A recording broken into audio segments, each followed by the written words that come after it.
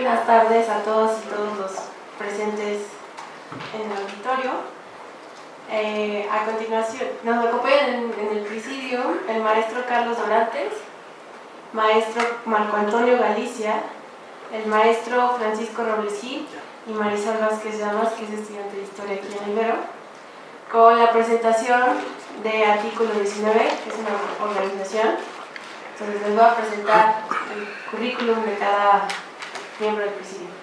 Francisco Robles Gil es licenciado en Historia por la Universidad Iberoamericana Ciudad de México y maestro en Historia por el Instituto de Ciencias Sociales y Humanidades Alfonso Vélez Pliego de la Benemérita Universidad Autónoma de Puebla, en la que realizó una investigación titulada ¿Es la barbarie una explicación? Representación y afección en el linchamiento de 5 trabajadores de la UAP en la comunidad de San Miguel Canoa, Puebla, 1968. En 2015 participó como investigador para la exposición fotográfica Pasado Venidero de la colección de Carlos Monsiváis, Museo del Estanquillo, Centro de la Imagen. Ha participado en el Consejo Editorial de la Revista de Arte y Literatura Rojo Siena y como cronista en el periódico Multitud. Actualmente colabora con Artículo 19 en un proyecto de Memoria y Verdad para la sistematización de investigación de expedientes elaborados en el contexto de la Guerra Sucia. Es asistente de investigación en un proyecto titulado Viejas y Nuevas Modalidades Humanas, el Circuito Migración Internacional, Desplazamiento Interno de Forzados, el caso de México y Colombia, y doctorante en Historia por la Universidad Iberoamericana Ciudad de México, donde está investigando el movimiento de acción revolucionaria 1931-1978. Carlos Dorantes es licenciado en Relaciones Internacionales por la UNAM y maestro en Desarrollo Internacional y Emergencias Humanitarias por el London School of Economics.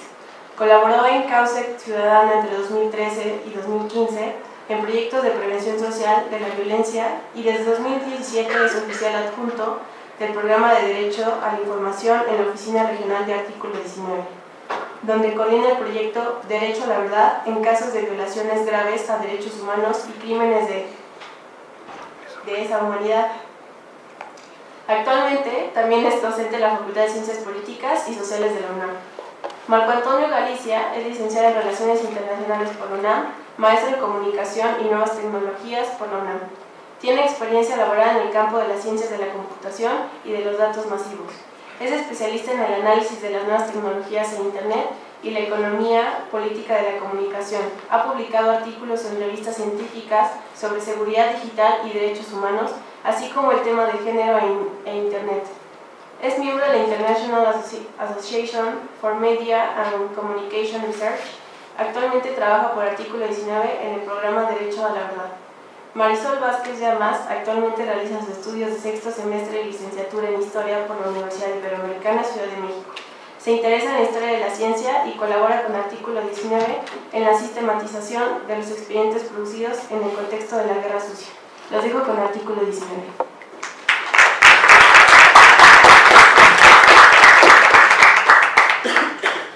Hola, buenas tardes, muchísimas gracias por acompañarnos, muchísimas gracias a la Coordinación de Historia por habernos hecho esta invitación a presentar este proyecto y bueno, a ustedes por seguir aquí a pesar de que el horario es muy complicado, ¿no? Porque ya empieza a hacer hambre.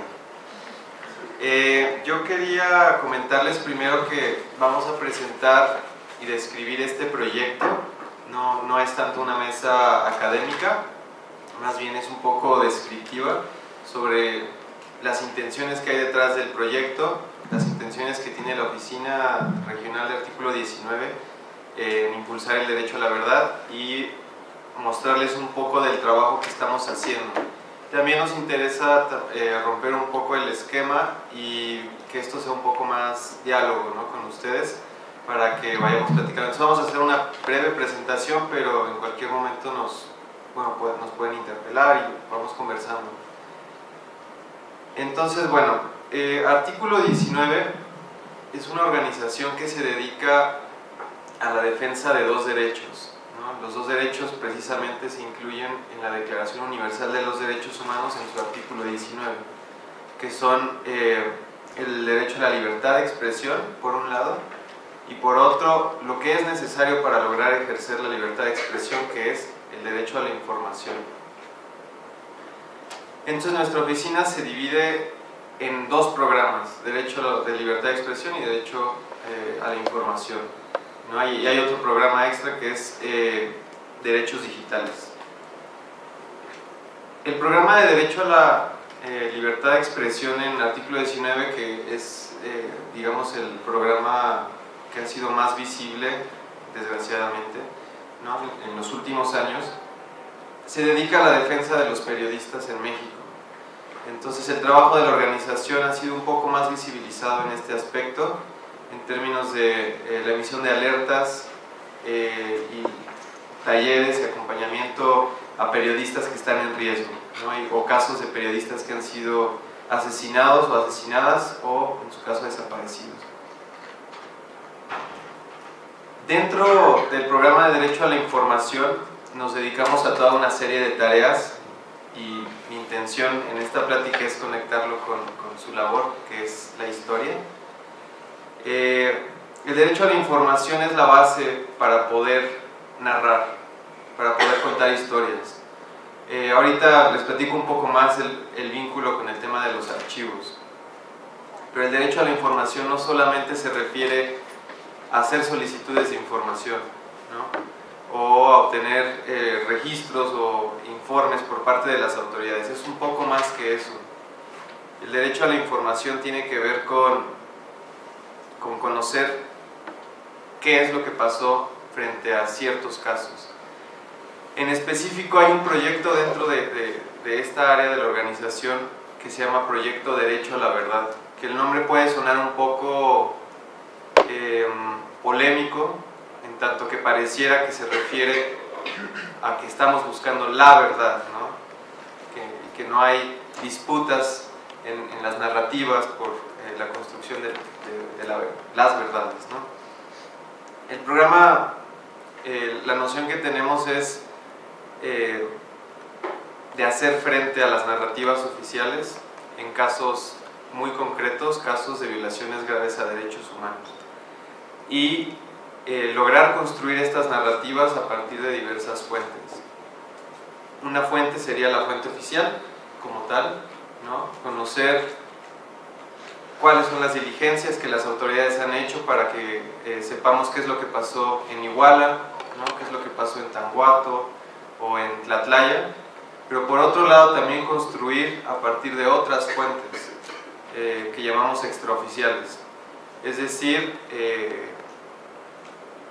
las versiones y narrativas de las víctimas, ¿no?, de las comunidades, de periodistas, de académicos, etc. Entonces, bueno, el derecho a la verdad como tal suena un poco extraño, nos pareciera que no es un derecho reconocido, un derecho muy visibilizado. En México solamente se ha mencionado en una pieza legislativa que es la Ley General de Víctimas, pero fuera de eso no se encuentra en ningún otro lugar. Sin embargo, el derecho a la verdad poco a poco ha sido reconocido por parte de instituciones internacionales.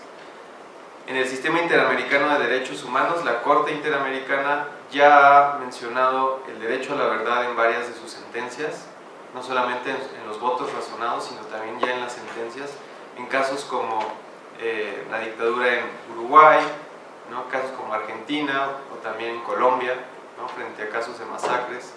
Entonces el derecho a la verdad no es solamente algo que estamos persiguiendo académicos o investigadores, también se considera ya como un derecho humano. Entonces la intención del proyecto es lograr el reconocimiento de este derecho humano a nivel de legislaciones locales.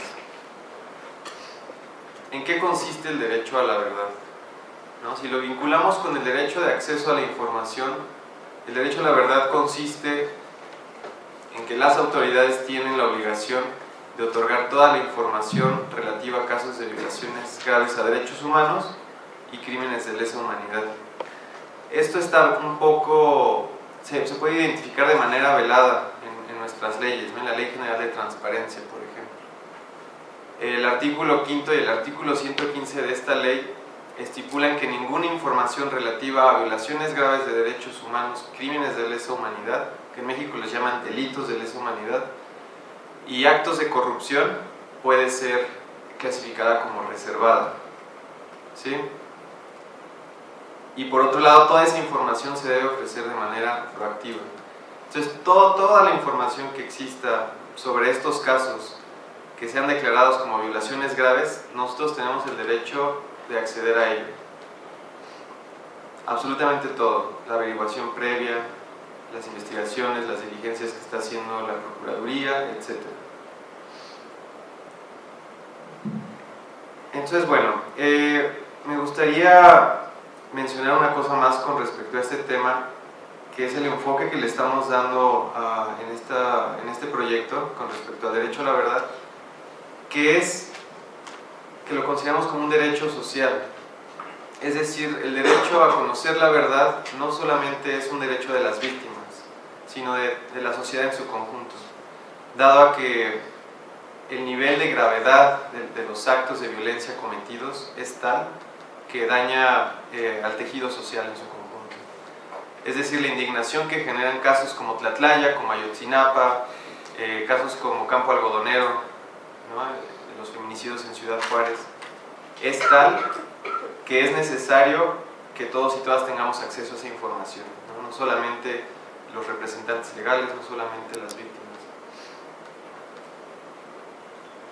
En ese sentido, me gustaría mencionar brevemente algunas de las medidas que hemos identificado que las autoridades utilizan para frenar este derecho a la verdad, ¿no? Por un lado, que es el que está más vinculado con el trabajo de ustedes, es el cierre de los archivos, ¿no?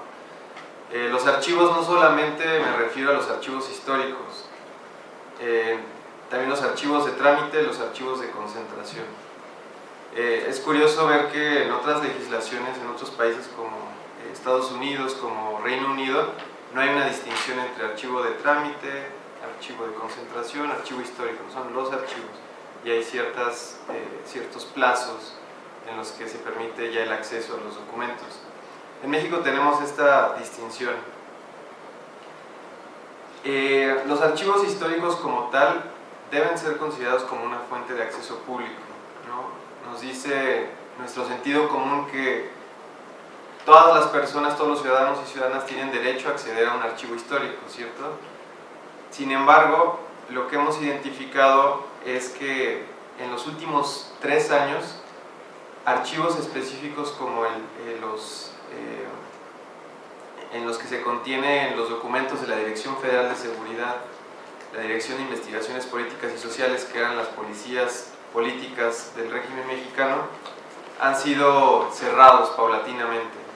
Su apertura se dio a raíz de la transición al gobierno de Vicente Fox, pero en 2015 se cerraron bajo el pretexto de reorganización, de remodelación, etc. y siguen cerrados hasta hoy día. Otro problema que identificamos en el tema de los archivos es el manejo de los datos personales. La protección de datos personales no es que estemos en contra de ella, pero se ha utilizado como una medida para frenar el acceso a documentos, el acceso a archivos que pueden funcionar como un elemento probatorio en causas judiciales. La figura que se creó a partir de 2012 con la Ley Federal de Archivos, ¿no?, la figura de archivos histórico-confidenciales, permitió que se testaran documentos dentro de los archivos históricos, documentos incluso del siglo XVI. Alcanzamos a identificar un documento en el que se testaron datos personales sensibles de un juicio de la Santa Inquisición, ¿no? Argumentando que se podía dar a conocer la preferencia sexual de algunas de las personas que habían sido acusadas de actos homosexuales. Entonces, a ese nivel de gravedad hay una carga moral por parte de quienes están testando los documentos, una carga moral de los datos personales que no toma en cuenta los estándares internacionales en la materia. También identificamos una carta de Zapata en la que se habían testado datos personales. Entonces, bueno, este es un problema muy grave. Hemos trabajado en este asunto con la Ley General de Archivos, que está ya aprobada en el Senado, pero que falta que se apruebe en la Cámara de Diputados.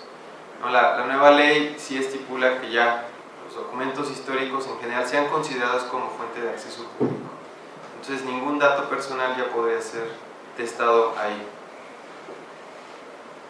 Otra medida que hemos identificado que utilizan las autoridades en casos de violaciones a derechos humanos es el cierre a partir de la negativa en las solicitudes de información. No sé si ustedes han intentado, si alguien trabaja historia del presente, que haya intentado realizar solicitudes de información sobre algún caso, ¿no? Es interesante esto porque a partir de las solicitudes de información ustedes tienen acceso a toda la documentación que hay en archivo de trámite y archivo de concentración, lo que ya no podemos nosotros encontrar directamente como sería en el archivo histórico.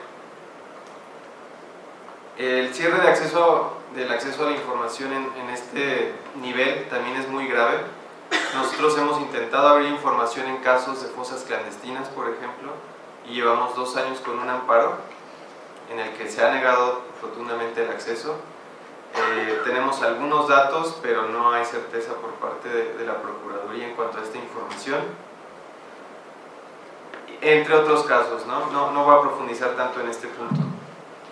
Y la última medida que quería mencionar que han utilizado las autoridades federales es la construcción de narrativas oficiales, ¿no? Construcción de narrativas oficiales en torno a los casos que nos incumben. Por ejemplo, el caso más sonado es el de Ayotzinapa, ¿no? La versión histórica de Ayotzinapa es una muestra de la forma en la que las investigaciones buscan construir una narrativa oficial que respalda ciertos intereses, ¿no? Entonces, ¿cómo hacemos o cómo trabajamos por parte de este proyecto para hacer frente a estas 3 rutas?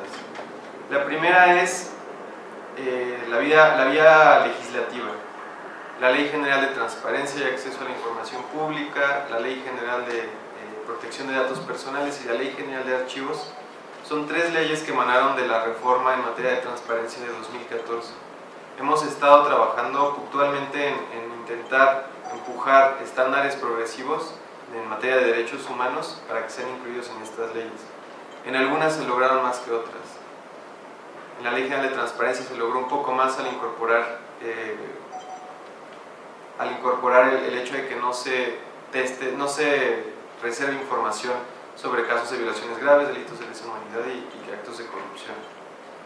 Pero en otras no tanto, en otras no hubo tanto alcance porque no hubo procesos de parlamento abierto.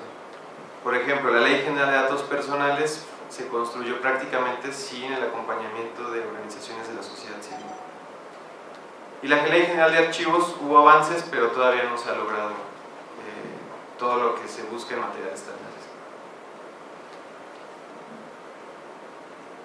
Entonces, la última forma en la que también estamos haciendo solicitudes de información que impugnamos cuando se cierra la información y nos vamos a vía judicial. Esa es otra medida que utilizamos para contrarrestar las medidas del Estado. Y por último, la construcción de contranarrativas, que es la que más nos interesa en esta mesa. La construcción de contranarrativas se realiza a partir del ordenamiento de información que no es oficial, ¿no? Entonces, en este caso yo quería mostrarles esta plataforma que generamos por parte de varias organizaciones que son Fundar, el Programa de Derechos Humanos de la Universidad Iberoamericana, el Centro de Derechos Humanos Miguel Agustín Pro Juárez, artículo 19, y de la mano del INAI, el Instituto Nacional de Transparencia. Esta plataforma lo que intenta es reunir estas 2 fuentes de información, la oficial, que la proporciona el INAI, y por otro lado la información producida por las organizaciones, ¿no? Los informes sobre Ayotzinapa, etc. Y elegimos 15 casos, que son los que ustedes pueden ver aquí arriba, ¿no? Las 3 masacres de migrantes, San Fernando 2010, 2011 y Cadereyta, también Campo Algodonero, Guardería ABC, Ayotzinapa 2011 y 2014, Tlatelolco, Guerra Sucia, entre otros.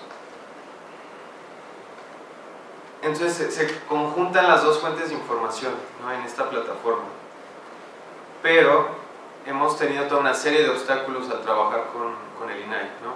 Entonces lo que estamos haciendo ahora, que es el trabajo que hemos impulsado el equipo que estamos aquí en esta mesa, es la construcción de una plataforma alterna que complemente esta, ¿no? Es una plataforma que se especializa en los archivos de la Dirección Federal de Seguridad y la Dirección General de Investigaciones Políticas y Sociales, y que el acervo lo recupera a partir de información de la Comisión de la Verdad de Guerrero. Entonces, bueno, ahorita le voy a pasar la palabra a Francisco, pero me parece muy importante mencionar que sin archivos no hay libertad de expresión como tal, ¿no? Sin archivos no se puede garantizar el derecho a la información y por lo tanto no se pueden construir contranarrativas, ¿no? Contranarrativas que pueda generar la academia, que pueda generar el periodismo de investigación, la sociedad civil. Los archivos son un elemento clave para afincar responsabilidades. La verdad no se encuentra ahí, pero es importante que conozcamos cómo es que el Estado está construyendo verdad a partir de los archivos, o cómo lo está colocando en sus propios registros. Y finalmente, si no tenemos acceso a los archivos, generamos estas otras vías para colocar documentos oficiales que están resguardados. Lo único que estamos haciendo es que documentos a los que tenemos derecho a acceder los estamos haciendo visibles y públicos. Gracias. Gracias, Carlos. Ahora voy a presentarles la matriz. Ahorita les decimos, estamos generando, a partir de esta intención del artículo 19, por rescatar archivos y documentos de la Dirección Federal de Seguridad que están en las galerías 1, 8 y 2 del Archivo General de la Nación, que actualmente no hay acceso a ellos, pues estamos trabajando en una matriz que ahorita estamos por abrirla, pues abrir el Gmail para meternos al... Bueno, ¿por qué surge esta necesidad de la sistematización? Una, porque el Archivo General de la Nación, como repositorio de la memoria histórica, política y social del país, es una institución que actualmente hoy no da acceso al pasado reciente político de este país. Y nosotros lo que estamos intentando hacer es una plataforma, más adelante Marco nos va a platicar sobre el uso de las tecnologías en las humanidades. Estamos creando una plataforma en la que podamos sistematizar los documentos respecto a unos ejes, a unas categorías que creemos son importantes para una consulta posterior de los documentos. La primer columna es el número de páginas que contiene el documento. Ahorita abra. A ver. ¿Están en la de el Gmail? Sí. Ahorita que abra. Y tienen ahí la columna. No, el Gmail. Esos son métanse a gmail.com, por favor. Vete a la esquina de... O a tu correo, Marisol, y ahí está la... Bueno, les voy platicando. La idea de este proyecto es que, a ver, primero, el conocimiento del pasado reciente desborde tanto el Archivo General de la Nación como también la profesionalización de la historia. Es decir, nosotros como historiadores, claro que tiene que haber una profesionalización del conocimiento, pero como lo decía César en la mesa anterior, en el imaginario colectivo el 68 es una entelequia que está por ahí, ¿no? Y que seguramente mucha gente que vivió el acontecimiento, que fue contemporáneo del 68, y jóvenes que no lo vimos pero que estamos discutiendo los temas, pues no podemos tener el acceso a los documentos, porque además cuando uno se acerca al Archivo General de la Nación, no sé si han tenido la oportunidad de asistir, es una cosa pavorosa, ¿no? Como ciudadano, pues como persona a pie que quiera consultar cualquier archivo, hay que pasar por una serie de burocracias que además impiden lo que decía un poco Carlos, es el derecho al acceso a la verdad y es el derecho al acceso al pasado pronto, de como a mí como ciudadano me interesa, ¿no? Entonces, ¿ya está, no? Bueno, esta serie de... lo que buscamos con esta estamos haciendo una matriz. Los documentos son 350.000 documentos. O sea, es decir, es un trabajo de largo aliento, es un trabajo de muchas manos, y ahorita estamos empezando con este pequeño equipo de 4 personas haciendo esta matriz en la que registramos, y creemos que es importante, el nombre de los sujetos que están siendo investigados en el documento, ¿no? Tenemos nombres, bueno, varios nombres, entre los más, de los reconocidos, Rosario Ibarra de Piedra, ¿no? Con el frente por la ley de amnistía, y varios nombres.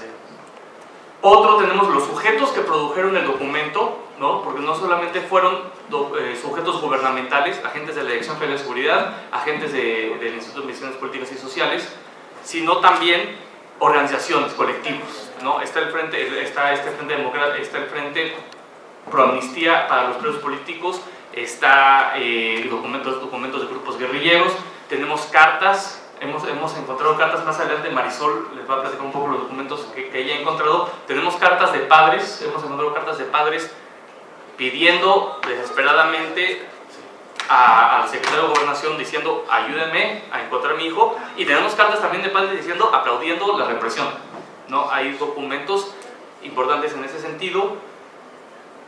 Y también es otro elemento que estamos trabajando son las referencias, la geolocalización del documento, no estamos metiendo latitud, longitud. Entonces la idea es que la plataforma permita al usuario, cualquier persona que esté interesada, entre a la plataforma, meta la categoría del nombre o meta la categoría del lugar, y va a aparecer el documento con la referencia geográfica a la que hace referencia, ¿no? Esto también es importante porque hay registros de agentes de la Dirección Federal de Seguridad que nombran, que dicen Bonerman, que fue militante de la Liga Condesa Espartaco, estuvo en el campamento militar número 1, y de ahí pues no vuelvo a mencionar. Documentos después menciona, aparece en Lecumberri, ¿no? Entonces podemos ir generando esas piezas, esos rompecabezas, para poder ir generando quizá, ¿no?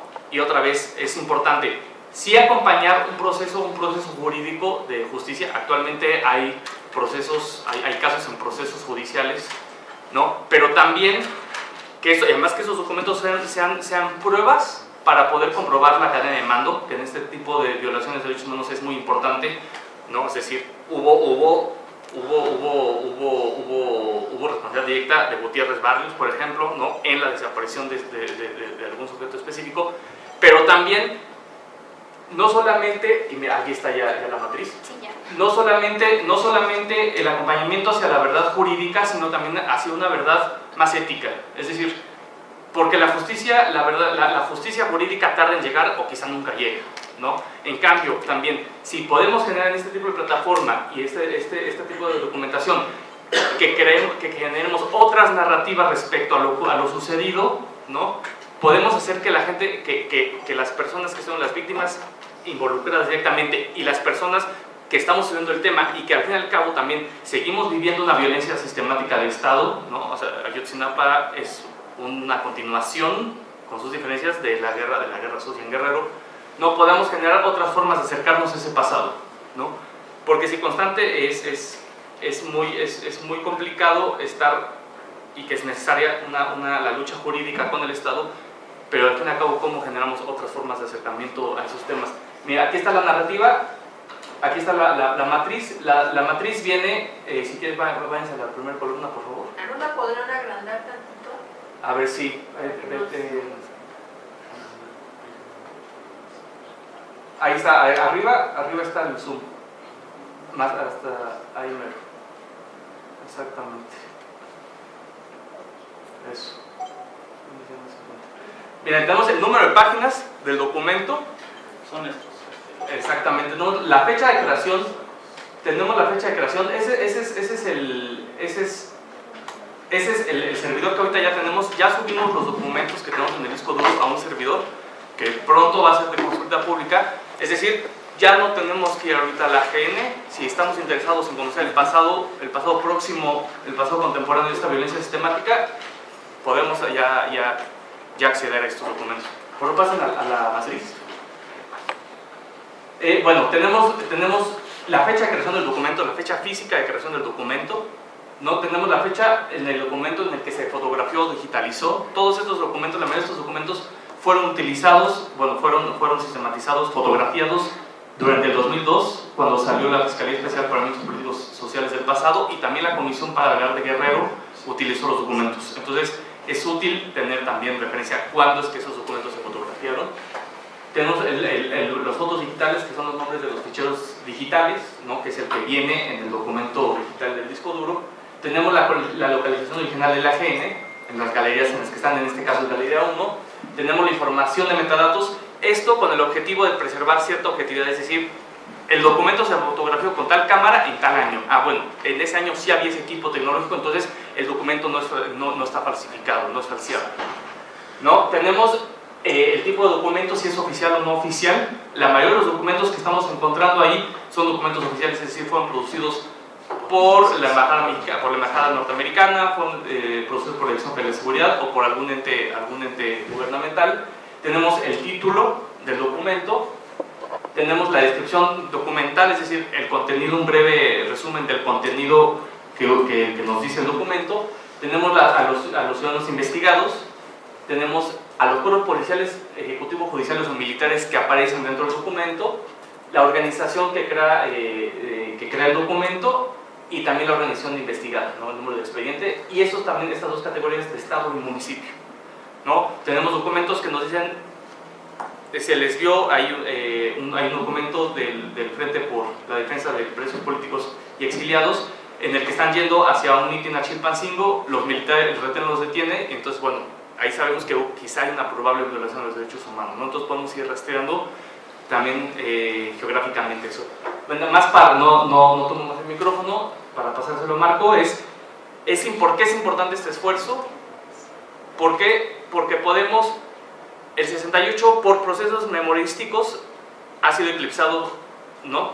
por la plaza del 2 de octubre, por el movimiento estudiantil en la Ciudad de México, obviamente por su carga violenta, pero también nos permite, porque además el documento, el archivo, hay documentos desde los años 50, ¿no? Entonces hay una acumulación de protesta social y de ecos que se van a ir acumulando, ¿no? Y que en el 68 explotan.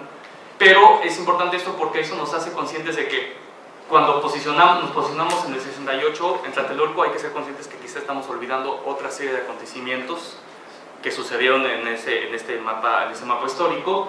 Y bueno, nada más, le paso el micrófono a Marco para que nos platique un poco más sobre las tecnologías y humanidades. Bueno, sí, en realidad mi reflexión iba un poco no tanto al específico.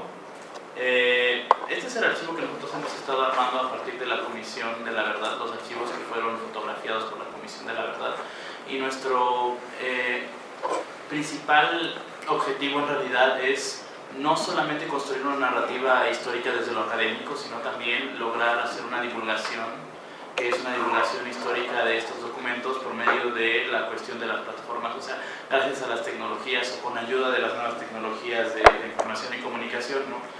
Esto tiene que ver, bueno, yo pienso que me parece que estas tecnologías tienen un gran potencial para democratizar muchos discursos, ¿no? Que realmente no necesariamente se va a democratizar la labor de los historiadores, porque creo que es una labor bastante especializada, pero sí podemos intentar precisamente incidir desde en las cuestiones del derecho a la información, ¿no?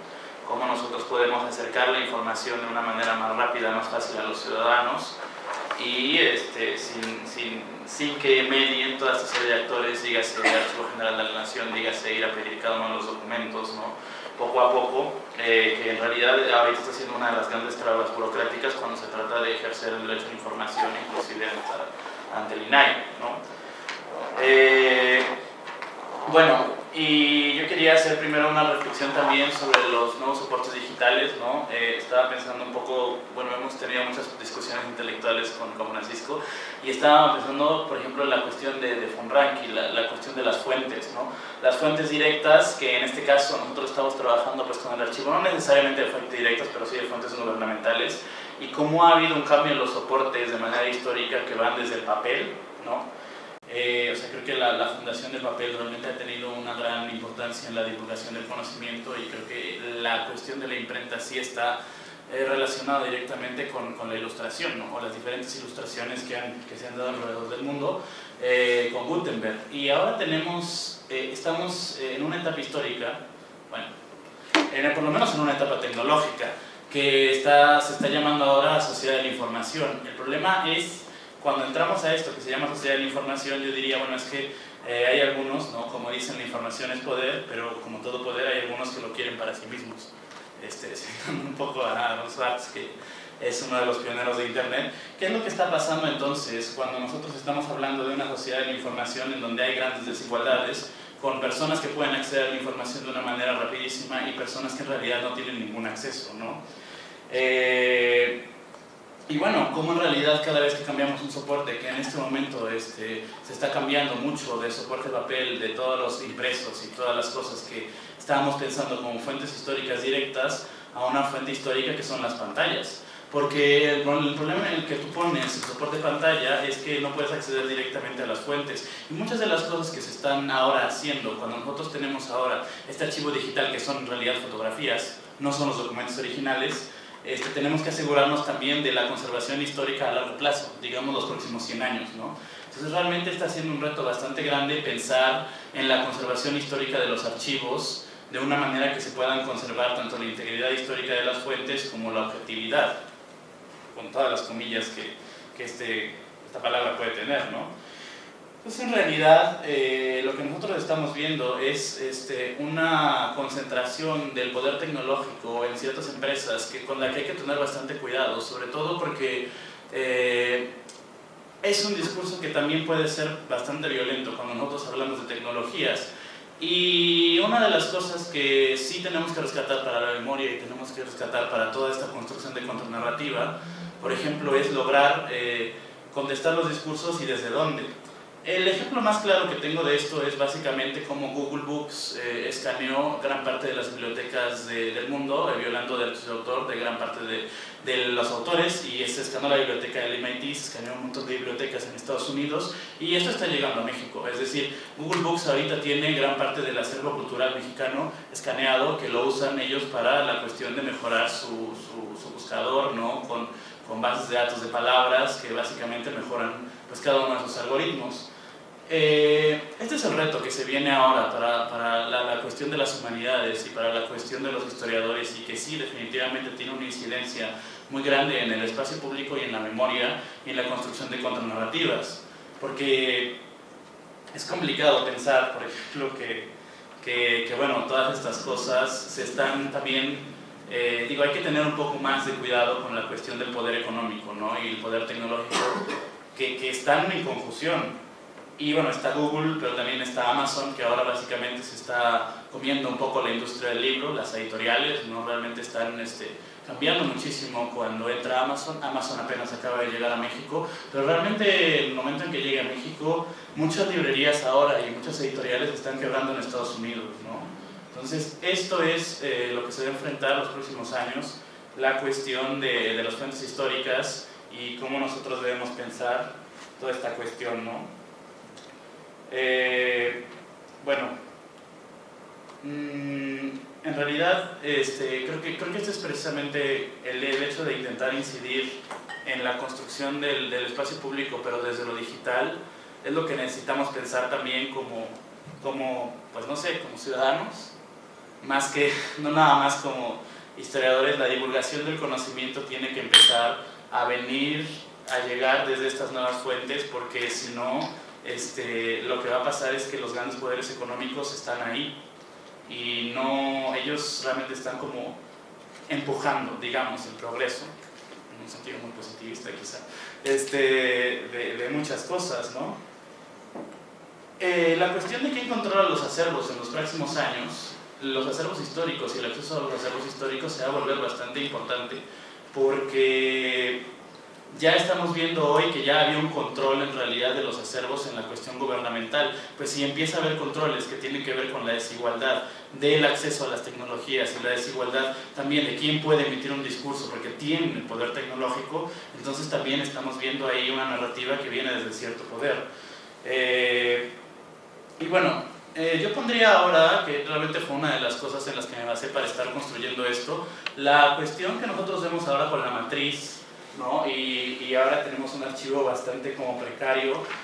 Todo esto también con el objetivo de lograr que la academia, son bastantes archivos, estamos hablando en realidad, no sabemos todavía muy bien de cuántos, porque precisamente se trata este proyecto de abrir nuevas líneas de investigación y de que esto se constituya como una fuente directa para nuevos proyectos históricos, pero son 300.000 archivos, fotos. No sabemos muy bien cuántos documentos, si las contamos ya, pero son bastantes documentos cuando estamos hablando de esto que se pueden consultar. Ahora tenemos que es este servidor que es como solamente para académicos, porque bueno, no tiene la capacidad para estar aguantando tantas visitas, pero el objetivo final en realidad es que después de esto sea realmente un servidor de divulgación en donde la gente pueda consultar cada uno de los nombres y todas las categorías que estamos haciendo aquí como si fuera un buscador. Que ese es en realidad el objetivo último, lo cual involucra en realidad una gran cantidad de investigación y de clasificación y un gran trabajo por parte de los historiadores. Y bueno, en realidad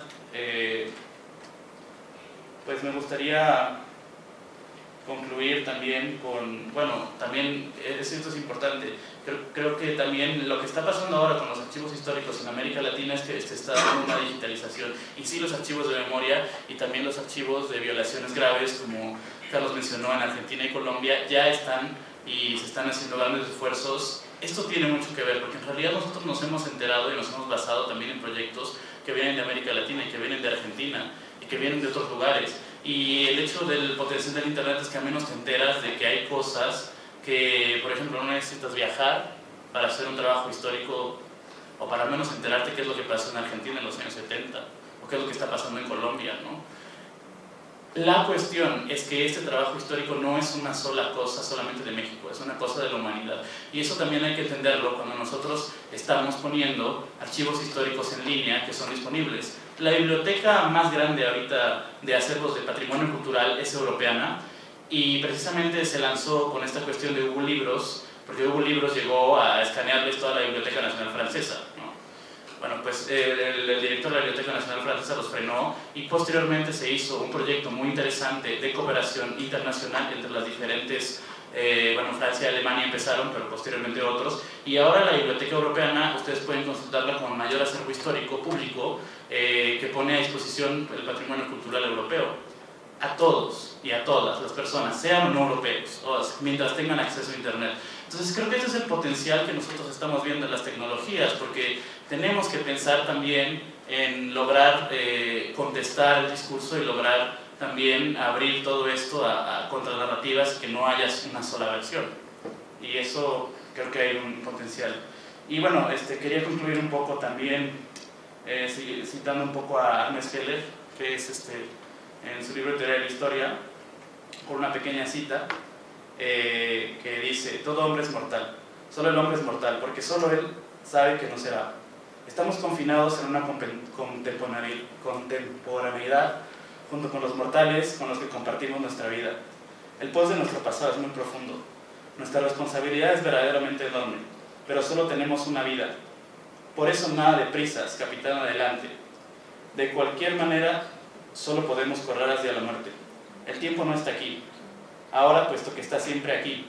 No estamos en ningún oscuro túnel con la posibilidad de atisbar al otro extremo una tenue luz. Godot tampoco vendrá. Sin embargo, nosotros sí que nos iremos. Solo podemos formular 3 deseos y, por tanto, desear algo que le proporcione sentido a nuestra existencia histórica. Hay un deseo que no puede ser anulado por ningún otro: compartir la responsabilidad con nuestra contemporaneidad. Nuestra vida puede ser honesta, porque no lo hemos de intentar. Y cerrando un poco esto, realmente, los invitaría un poco a que desde las humanidades se acerquen a las tecnologías y a la gente que está estudiando tanto ingenierías como todas estas cosas, porque realmente pienso que está avanzando algo muy fuerte y se están haciendo las preguntas incorrectas.